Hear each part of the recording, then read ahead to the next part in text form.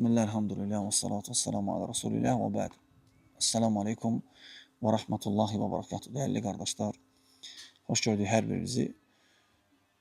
Qısa bir risalə var. Şeyxülislam İbn Teymiyyə aleyhi rəhmətullah. Onun risaləsidir. İstəyirəm onu bugündən başlayaq oxuyaq. Elə bilirəm ki, həm bizə, həm də sizin üçün çox faydalı və mühüm mövzulardan bir mövzudur. Risalənin adı belədir ki, Əl-Umurul Mu'inə alə-sabr, alə-əzəl xalq. Məna odur ki, Risalənin adında insanlardan görülən əziyyətə, qarşılaşılan əziyyətə səbr etmək üçün insana yardım edən əməllər. Yəni, hansı əməllərlə sən insanlardan qarşılaşdığın əziyyətlərə səbr eləyə bilərsən və ya hansı əməllər, hansı məsələlər sənə kömək eləyə bilər ki, sən insanların əziyyətini səbirlə qarşılayasan. Təbii ki, biz bilirik ki, qardaşlar, yəni insanlardan daim əziyyət görülür. İstər qohum olsun, istər qonşu olsun, istər dostlar olsun, istər iş yoldaşı olsun, istər əkin-biçin yerində olan qonşu olsun və s. Harada olursansa ol, yəni insanlardan əziyyət görmək olur. Məsələ odur. İnşallah elə bilirəm ki, həm bizim üçün, həm də sizin üçün bunun bir faydası olar. Şərh eləyən də, şərh deməyək, izah eləyən də Şeyx Abdurazaqdır və çalışacağım inşallah qısa olsun, dinləmək asan da olsun, həmçinin paylaşmaq da rahat olsun. Şeyxülislam İbn Teymiyyə buyurur ki, qula insanların əziyyətlərinə səbr eləməkdə kömək eləyən bir neçə məsələ var. Onlardan birincisi odur ki, ən yəşhədə ənəllaha subhanahu wa ta'ala xaliqu əf'alil ibad. Qul şahid olmalıdır, bilməlidir ki, digər qulların əməlləri hamısı nədir? Allahın məxluqudur. Yəni, Allah onları yaradıb. Necə Allah Teala bu barədə Quran-ı Kərimdə buyurur? Vallahu xalaqakum və mə tə'məlun. Allah sizi və sizin əməllərinizi yaradıb. Sonra buyurur ki, harakatihim və səkanatihim və iradətihim. Yəni, digər qulların istər hərəkətləri, əməlləri, hətta onların sakit durması, onların niyyətləri, məqsədləri, hamısı Allahın məxluqudur. Sonra buyurur ki, fəməşə Allahu kən və mələm yeşələm yakun. Nəyi ki, Allah istəyir, o olur, nəyi ki, Allah istəmir, olmur. Yəni, sənə gələn qullar tərəfindən əziyyət, yəni əməllər, sözlər, hərəkətlər, müamilələr, yəni Allahın bir məxluqudur, yəni Allahın izni ilə olur. Yəni, niyə üçün bunu belədir? İnşallah növbəti qaydada onu gətirəcək. Şeyx burada buyurur ki, فَلَا يَتَحَرَّكْ فِي الْعَالَمِ الْعُلْوِ وَالسُّفْلِ ذَرَّ إِلَّا بِإِذْنِهِ وَمَشِيَتِهِ. İstər yer aləmində, istər göy aləmində, yəni Allahın izni və istəyi olmadan zərrə qədər nəsə ola bilməz. Fəl-ibad ələ. Buyurur ki, qullar bir, yəni alətdirlər. Qullar bir səbəbdirlər, yəni belə desək, bir səbəbdirlər. Yəni Allah onları sənə musallat eləyib. Allah onları sənə musallat eləyib. Fanzur iləl-ləzi sallatahum aleyk və lə tanzur ilə fi'lihim bikə. Gözəl məsələlərdir, qardaşlar. İnşallah hamısı faydalı olar. Buyurur ki, sən onların əməllərinə baxma, qulların əməllərinə deyil, onları sənə musallat eləyənə bax. Yəni, bax gör, Allah onları sənə niyə musallat eləyib? Niyə Allah Teala digər qulların əlindən sənə nəsə toxundurur, qullar sənə əziyyət verir? Deyir ki, belə eləsən, onların əməllərinə yox. Yəni, başlamasan danışmağa, yəni bizim dillə desən, insan danışmasa, deyinməsə və onlara qarşı mübarizə aparmayıb, qaytarsa Allaha ki, bu Allah istəməsə, belə şey olmaz mənim üçün, kimsə mənim belə şey elə bilməz. O zaman buyurur ki, təstərih minəl həmmi vəlğəm. Yəni, onlardan gördüyün bu əziyyət, qəm, kədərdən xilas olacaqsan. Başa düşəcəksən ki, bu Allahın sənə olan bir sınağı və imtihanıdır. Şeyx Abdurazaq buyurur ki, İbn Teymiyyə başladı birinci məsələdən. O məsələ də nədir?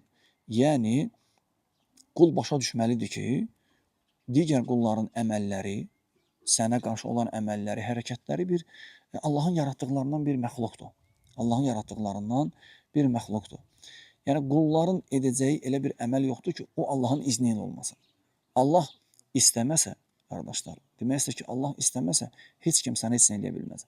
Kimsə sənə nəsə eləyibsə, haqqıva giribsə, qeybət eləyibsə, böhtan atıbsa, nəmmamlıq eləyibsə, səni vurubsa, evladını vurubsa, ailövün haqqına giribsə, irzindən danışıbsa və s. digər məsələlərdə sənə qarşı zülm eləyibsə, bil ki, Allahın izni ilədir. Allahın izni ilədir. Şeyxdir ki, sən onların əməlinə deyil, bax nəyə, kim onları sənə musallat eləyib. Allah Teala buyurur ki, Təkvir surəsi 29-cu ayda: "Və mə təşəunə illə ən yəşə Allahu Rabbul aləmin."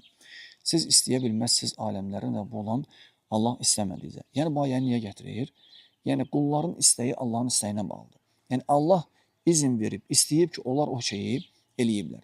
Yəni bəzi adamlar belə yanaşır ki, dərhal məsələyə, dar düşüncəliyindən.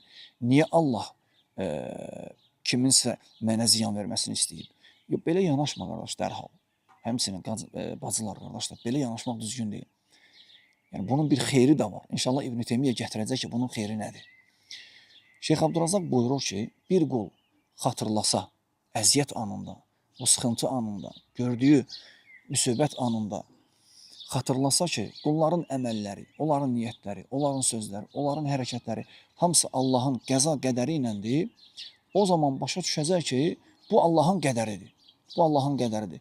Sonra buyurur ki, İbn Teymiyyə, Şeyx Abdurrazaq buyurur ki, İbn Teymiyyə demək istəyir ki, fandur ilə hədəl əmr min hədin nəhiyyə. Sən məsələyə bu cəhətdən bax ki, Allah onları sənə niyə musallat eləyib? Niyə onlar sənə əziyyət verirlər? Sən deyir, baxma ki, onlar mənə əziyyət verir. Və onlar haqqında dərhal danışmaq, söyəni söymək, vuranı vurmaq, qeybət eləyən qeybətini eləmək, məsələn, sənə zülm eləyənə sən də zülm eləmək, bundan qabaq deyir, neynə? Bax ki, bu hansı səbəbdən sənə qarşı belə bir şey olub? Buyurur ki, وَمَا سَبَبُهُ مِنْ أَفْعَالِ الْعِبَادِ Qullar hansı səbəbdən sənə musallat olub? Niyə görə? Sən neynəmirsən? Niyə görə birdən-birə kimsə sənə belə əziyyət verir? Aydındır. Şeyx Abdurrazaq deyir ki, bax, onların əməlinə bu cəhətdən baxmaq lazımdır və başa düşmək lazımdır ki, bu Allahın qədəridir. Onların əməlləri Allahın məxluqudur, Subhanahu wa ta'alənin. Sonra buyurur ki, əgər sən bu cəhətdən baxsan ki, görəsən mən nə etmişəm, hansı səbəbdən Allah onları mənə musallat eləyib, bu səndə sual yaradacaq və sən qaydacaqsan hara? Şeyx buyurur ki, qaydacaqsan öz nəfsivə. Başlayacaqsan öz nəfsində səbəb axtarmağa, naqisliklər axtarmağa. Görəsən mən Allaha olan itaətimdə hansı naqisliğim var, hansı xətalarım var, hansı çatışmamazlıqlarım var, Allahın həmsə əmrini düzgün yerinə yetirməmişəm, hansı əmrinə qarşı gəlmişəm, hansı qadağasını etmişəm, bəlkə Rəbbim mənə qəzəblənib, bəlkə mənim bir təqsirim var.